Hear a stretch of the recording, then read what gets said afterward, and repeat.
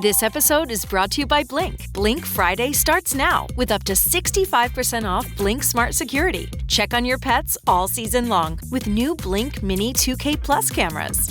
See your gifts arrive in head-to-toe view with Blink Video Doorbell. Ready to use right out of the box. Just unwrap Blink and go. From pet parents to jet setters to busy families, Blink Friday deals have your holidays covered. Shop now at amazon.com/blink. Say hello to the all-new Alexa Plus and see how Alexa can do so much more for you. Need tickets to see your favorite artist? Craving your comfort restaurant?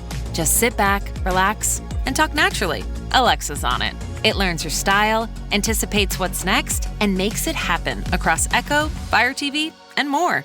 Learn more at amazon.com/new Alexa.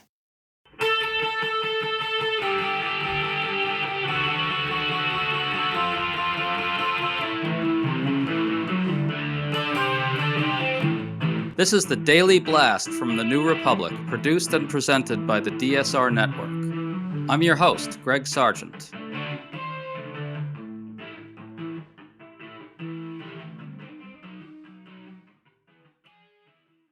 Earlier this week, the White House leaked word that President Trump would soon announce a plan to extend Affordable Care Act subsidies for some of the millions of people who stand to lose them when they expire.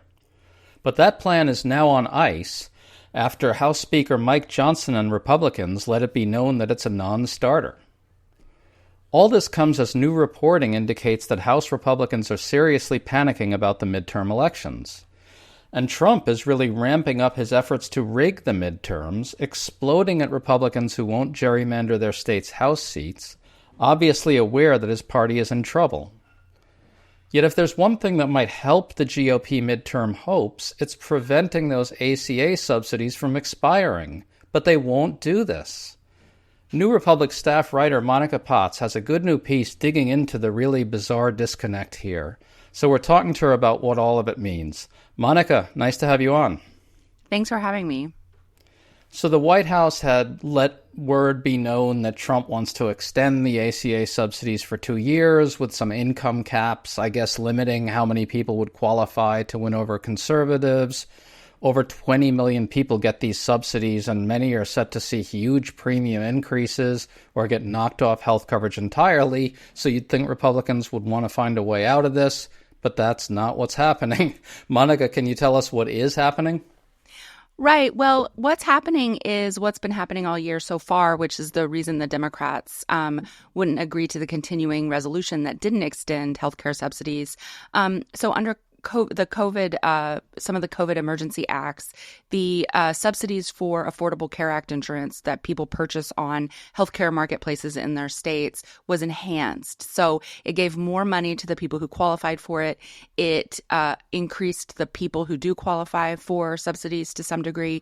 And so it made it easier for people to buy subsidies because healthcare had gotten too expensive. People were trying to buy healthcare and they couldn't afford it. And so this helped them out a little bit. And it really worked because it increased the uptake. We had the lowest uninsured rate in the history of the United States in 2023. And so Republicans... That's good, right? That's good, yeah. Not to Republicans. Not to Republicans. It was good. It was the point of the Affordable Care Act was to get as many people in this country insured as possible to move us toward universal health care. And Republicans let those enhanced subsidies expire. And what's happened as a result of that is that insurers have increased their premium rates. So right now, as we speak, people who buy healthcare on the insurance marketplaces are looking at the costs for next year and they're seeing premiums for the same plans go up. Some people are seeing really dramatic increases. There are still subsidies, but they're just slightly less generous. They cover slightly few people. And so people are really struggling to think about affording healthcare next year. For some people, it's an increase of $100, and that's more than they can afford. For other people, it's increases of thousands of dollars for their family coverage. And some people are deciding to opt out and not buy insurance. And every day that passes, more and more Americans are looking at the exchanges, deciding whether or not they can afford health care. And they're panicking and they're probably calling their representatives. Yeah, and this comes as people are getting really badly squeezed by prices on other fronts. It's like a real terrible situation that a lot of households across the country, including many in Trump country, including a whole lot of Trump voters, are getting kind of clobbered by. A big part of the Trump base gets hit by this as well, don't they? What kind of numbers are we talking about? It varies from state to state. I think in Wyoming, they're seeing some of the highest increases in the country. On average, it's about 26% higher than next year. And like I said, some people will still qualify for subsidies. But the issue is that if some people opt out of insurance, of buying insurance, the people who tend to opt out are healthier. They are younger, they're healthier, they don't have any health issues, and they think, oh, I can go without insurance. And that means that the people who do buy insurance, the people who are left who can't make that decision, often tend to be sicker, they have some kind of chronic issue, and they cost the system more. And that's why premiums are rising, and it's going to lead to could lead to what some people call a death spiral. It just makes premium costs higher and higher. The higher they get, the more people decide to drop out, the more people left on insurance are sicker and sicker. And this was the problem that the Affordable Care Act was meant to solve. And it was making great strides towards solving it. And this was a real serious policy advance. It was a major progressive improvement over what was there before. We have Mike Johnson reportedly informing the White House that Republicans don't support extending the enhanced subsidies at all.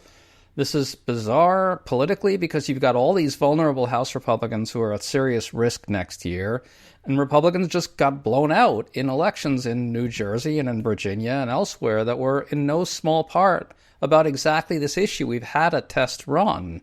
As you wrote in your piece, there's just this deep ideological hostility inside the GOP caucus to doing anything that seems like, quote, Obamacare light, as one Republican put it. Can you talk about this hostility? It just seems like on some basic level, they just can't get to yes on government helping people.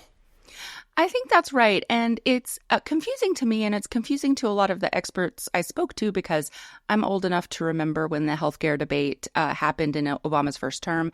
The Affordable Care Act itself is a compromise bill. It was not what progressives wanted. It uses the marketplace. It relies on for-profit insurance. The government is paying private insurers to cover more Americans through these subsidies. Progressives want Medicaid or Medicare buy-ins. They want government insurance for all. They want Medicaid for all. And they continue to advocate for that kind of system. At the same time, the Affordable Care Act was somewhat based on a more conservative idea from the Heritage Foundation that was similar to something signed into law by Governor Mitt Romney of Massachusetts, who was a Republican. And so it's confusing as to why it is that Republicans no longer like this market-based approach. And what they've been trying to do is repeal it since the law was passed. And now they're very clearly trying to undermine it in other ways, hoping that it will lose power and fade away through 1,000 little cuts. And so not extending the subsidies is one of the ways it can do that, because people will opt out. It's not as if Republicans don't know what sort of political predicament they're in. Punchbowl News had this amazing report about how Republicans are receiving the news that Marjorie Taylor Greene is retiring. We should probably insert here that she was one of the few Republicans who was saying, we've got to do something about healthcare costs for people. Now, she's not ideologically where you or I are, but at the same time, she recognized that it's an actual problem to some degree, and many Republicans won't allow that. So you've got like a number of these Republicans telling Punchbowl that they too are thinking of retiring. One senior House Republican messaged this to Punchbowl. I want to read from it. Quote, "Regular rank-and-file random members are more upset than ever. Members know they are going into the minority after the midterms. More explosive early resignations are coming. It's a tinderbox. Morale has never been lower." Close quote. Monica, if they fear that, maybe they should consider, extending the ACA subsidies. How do you explain this disconnect? I can't, because the Democrats shut down the government to try to get the subsidies extended. That was a really popular position. Most people supported the Democrats in their efforts to do that. The Affordable Care Act is more popular than it's ever been. It's just gained popularity since it was passed. The idea that the subsidies should be extended is also really popular with Americans. And Republicans were heading into the midterms in a bit of a deficit anyway. The party who's not in the White House almost always gains seats in midterm elections. And so, you would think that they would be scrambling to deal with this because it's going to hit people who purchase their insurance on the marketplaces. They're going to see higher premiums. It's also probably going to hit people who get their insurance from their employer because, again, it has to do with the particular economics of healthcare. So everyone's facing higher costs already. Trump had run on affordability issues. He had promised he was going to lower prices. And the prices of almost everything are going up, and insurance is really going to hit people hard. It's a big bill to pay. In the spirit of Thanksgiving, we here at the DSR Network want to express our thanks to all of you.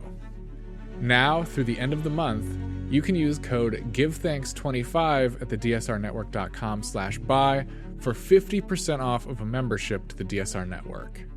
Members get exclusive early access to shows, members-only segments, an ad-free listening experience, and more. That's code GIVETHANKS25 at the dsrnetwork.com/buy for 50% off. Thank you so much for listening, and we hope you'll consider supporting us. Now please, enjoy the show.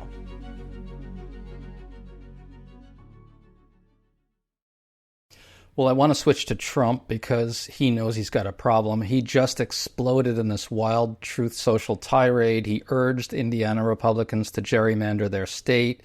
He ranted falsely that Democrats stand for open borders and DEI and said, quote, "Republicans must stop the destruction of our country by these people who hate America." He called Dems, quote unquote, far-left infiltrators.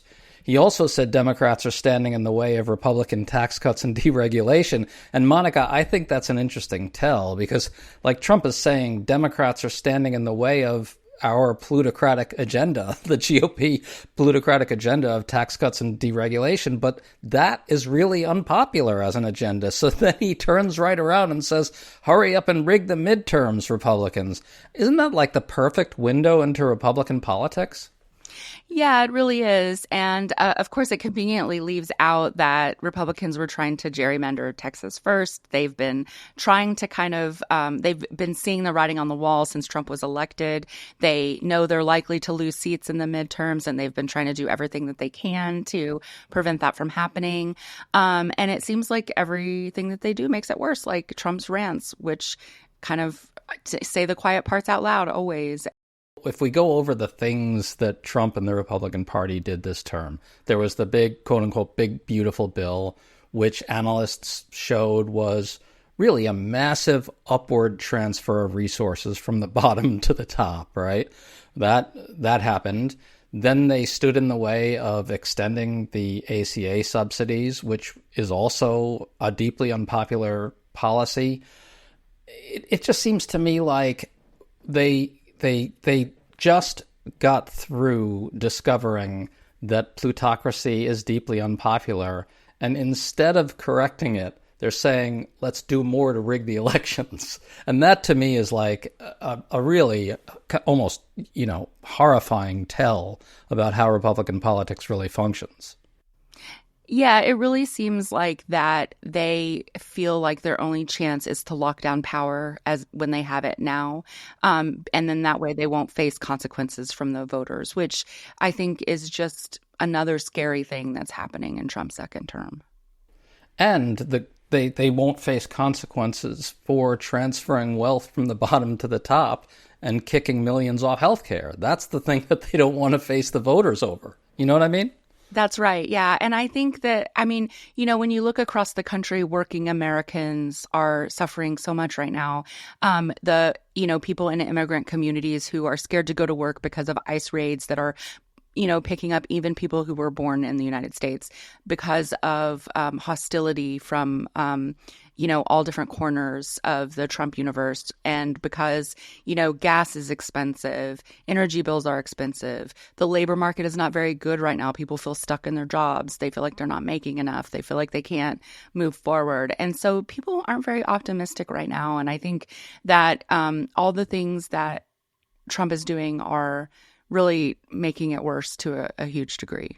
Right. So the agenda of transferring resources upward as rapidly as they can and terrorizing immigrant communities turns out to be really unpopular. So let's just gerrymander our way out of the problem. That's the Republican approach. Yeah, and consolidate power and use the wealth and the power we have to get more of it. I think, that's what we see across the board, the alliance between politics and the big tech companies and Wall Street.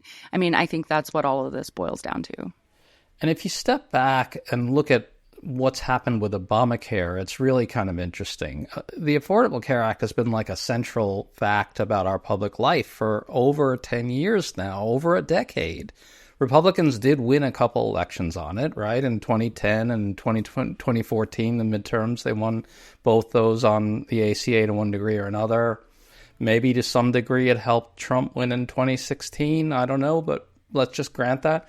But the funny thing is then the worm kind of turned on them, right? Because in 2018, all of a sudden, Democrats won this blowout midterm victory precisely because Trump and Republicans had tried to repeal the ACA and had successfully cut taxes on the rich another time with their tax bill at that time.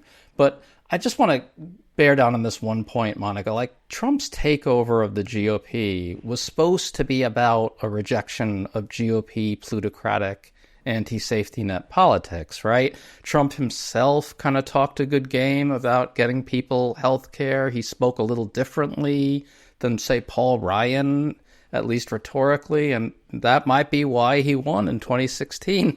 But they've had literally a decade to sort this out, to sort their own response out on this, and they're still lost. I just don't get it. Yeah, I think that rhetorically Trump pays lip service to those things.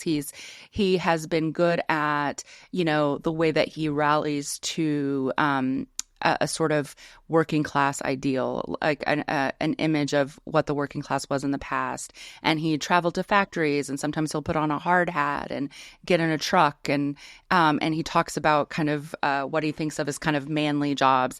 And it's always been a kind of a very kind of masculine retro image of what it means to work in America, and it has ignored the realities of working class America to some degree too, which are that they're service jobs, they're jobs in health education, and the kinds of jobs that women do a lot too. And the working class in America really needs a lot of help. And America's a diverse country, and I think that for Trump, that kind of hearkening back to this false sense of nostalgia worked in 2016, and it's going to stop working soon. And I think that maybe that's what the GOP is seeing, is that there's going to be a time after Trump. He's not a magician.